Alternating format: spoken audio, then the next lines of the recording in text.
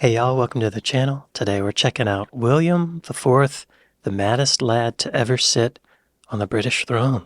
Of all the monarchs to sit on the British throne in the modern era, few are as infrequently discussed as King William IV. Ouch. But a close reading of his biography reveals a life filled with risk-taking, debauchery, and an anti-authoritarian streak seemingly at odds with his royal status. So, today we're going to take a look at William IV, the maddest lad to ever sit on the British throne. You know, I can't say that I've ever heard of William IV. Just in passing, maybe in a history video, maybe class, probably not. Time to take a look at a guy who became king by accident. William Henry of the House of Hanover was born on August 21st, 1765. While he would one day ascend to the throne as King William IV, he initially looked like a long shot.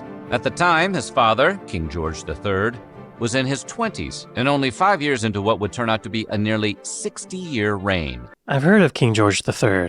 He was the king during the American Revolution, I'm pretty sure. Let me just double check.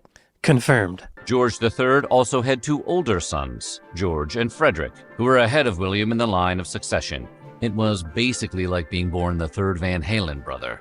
From William's perspective, there wasn't really any pressure on him to behave while he was growing up. Nice. He was free to live a life completely unfit for a future king, and that he did. Yes. William enlisted in the Royal Navy at age 13. And while you might assume the pampered prince would take on an easy homebound assignment, William went to war for his country at the same age most people went to 8th grade. He spent time deployed in North America and the Caribbean. When they said that he did not lead a life fit for a king, I wouldn't expect him to just volunteer to go to war. I was thinking drugs and hookers. That seems kingly. That seems like something a king would do, or a prince. And even participated in the Battle of Cape St. Vincent in 1780. He also formed a fast friendship with famous Admiral Horatio Nelson, who won crucial victories in the Napoleonic and Revolutionary Wars. And when William eventually reached the throne several decades later, his 12-year service earned him the nickname Sailor King, which kind of makes him sound like an anime pirate.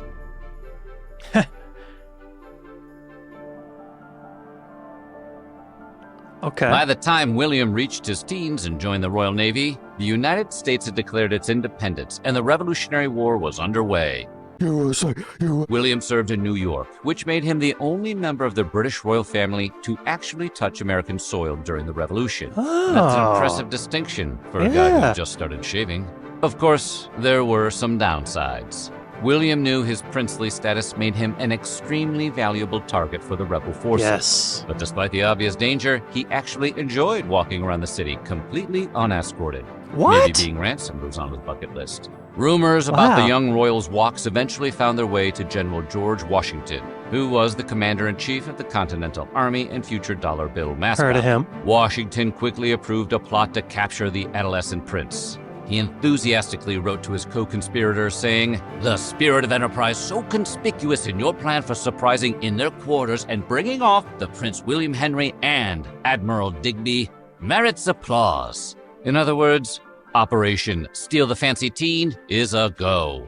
He granted his authority to carry out the plan in any manner and at such time they felt was appropriate, and cautioned the men against offering insult or indignity to the persons of the prince or admiral. Just because it's a kidnapping doesn't mean it has to be rude. The message was clear. Washington wanted Prince William brought to him by any means necessary. Fortunately for the future King William IV, the Redcoats caught wind of the plot and made sure to assign guards to him at all times. Smart. But not even barely escaping Washington's gung-ho abduction plan could stop William from making his excursions around the city. He simply brought the guards with him on his walks. I can see why they call him the maddest lad to ever sit on the British throne. Because that's nuts, walking around New York City while you're at war with New Yorkers. This guy was asking for it. He drank himself out of the Navy. William's naval career lasted 12 years. A super impressive run, considering naval career is a phrase here meaning getting hammered in close proximity to water. He spent most of his time in the Navy drinking and causing trouble. After a few less than regal incidents, including a drunken brawl in Gibraltar, William retired from active service in 1790 at the ripe old age of 25. He did not, however, retire from drinking like a sailor. When war broke out between Britain and France in 1790, he repeatedly sought to take command of a ship. He gave a series of speeches in the House of Lords, and while some were well received, at least one caused great concern. The visibly drunk on the Tonight Show kind of concern.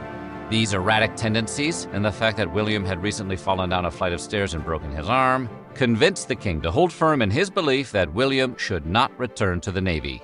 Smart. Still, he was eager to get back into command of a ship, and he brought it up every time the British found themselves in Why? another conflict. But the king and Admiralty kept turning him down due to his personal issues. So William did what he could to get close to the action. Dude, why are you heading into war? Man, just sit back and drink some wine at home, you know? Read a book. Enjoy your marriage. He must have this unfulfilled need to kill. Maybe? Or he wants glory? Relax. For example, in 1813, William witnessed the bombardment of Antwerp from atop a church steeple, and he nearly lost his life when he came under fire from several shells. One account from the time even claims William received a contusion from the explosion of a shell. It's possible he detonated the shell himself. And according to at least one modern account, in the final attack, he had a bullet through his coat. After being frozen out of the Navy, William decided to become a politician because it's good to be a member of the royal family. Most people ride a high-profile firing into shift work at a pizzeria. William served in the House of Lords, where he espoused some opinions that didn't age particularly well. For example, he was against the abolition of slavery in the British colonies, making the argument that enslaved people in North America and the Caribbean were in a state of humble happiness. Yikes. But not all of William's views were so authoritarian. He also promoted progressive laws on religious freedom and the treatment of adultery. This guy had some ungrounded viewpoints on the human condition. I assume it was, since they say it was a more progressive view, that he was saying that it was okay to commit adultery, which follows through with his personality, I would say. Despite his tumultuous record, William served a brief stint as Lord High Admiral in 1827. As part of his position, he was required to work with a council of Admiralty officers. But William didn't have much respect for their authority. What is Lord High Admiral? Oh, the ceremonial head of the Royal Navy. Okay, all right, go.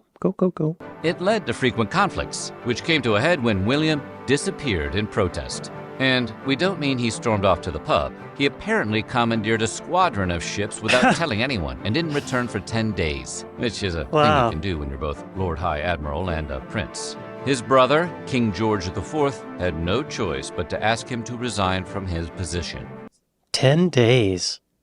What did he do during those 10 days? That could be a whole movie. I'm curious to know what kind of trouble he caused.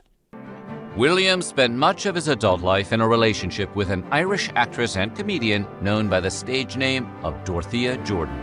The two never married, but they didn't let that stop them from having 10 children together. Wow. Which is more than enough kids to field a baseball team. In 1811, Princess Charlotte of Wales, the only daughter of William's eldest brother George, unexpectedly passed away. This meant that King George III had no legitimate grandchildren, which in turn meant William and his brothers would have to race to produce a new heir to the throne. William and Dorothea separated in 1811, and he married Princess Adelaide of Saxe-Meiningen, a woman nearly half his age. The pair were never able to conceive an heir who lived beyond infancy, but they reportedly enjoyed a happy marriage. King George III died in 1820 after nearly 60 years on the throne. By that time, his 3 eldest sons were nearing their 60s and starting to look a little long in the tooth themselves.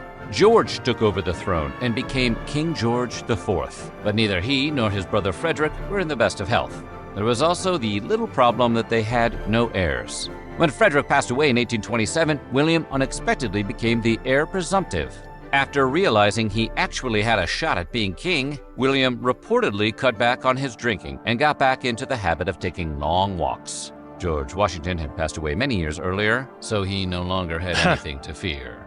All that pressure to get pregnant. When King George IV passed in 1830, William became the monarch of the United Kingdom. At the age of 64, King William IV was the oldest king to be crowned in British history. It was a record he held for quite a while.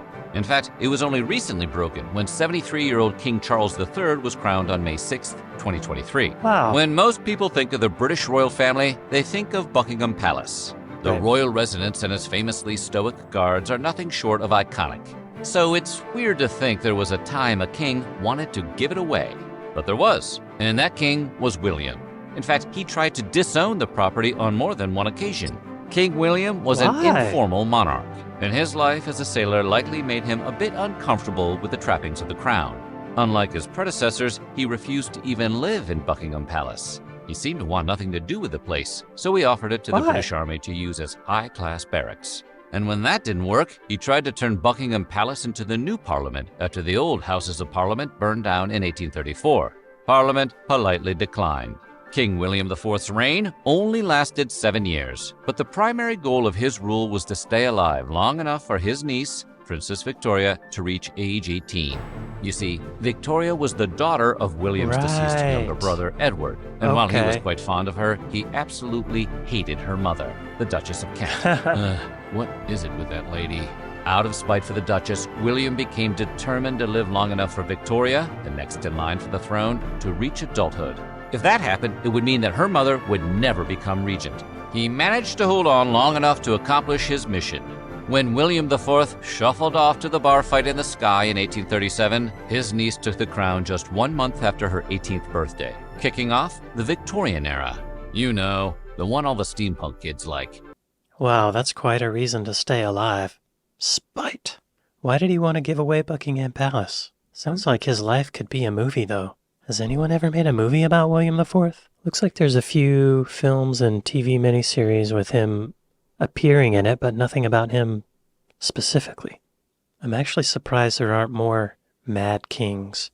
I read an article based on the concept of absolute power corrupts absolutely, and it said that the human brain physically changes the way it works whenever someone has total power and money and the freedom that it provides. And it makes us assholes. So y'all just remember, if you win the lottery, if you become the CEO of some corporation, keep that humanity. You know, we're all people. We don't need to be killing each other. Well, this was really fun. Thank you guys for watching, and I'll see you next time. Later.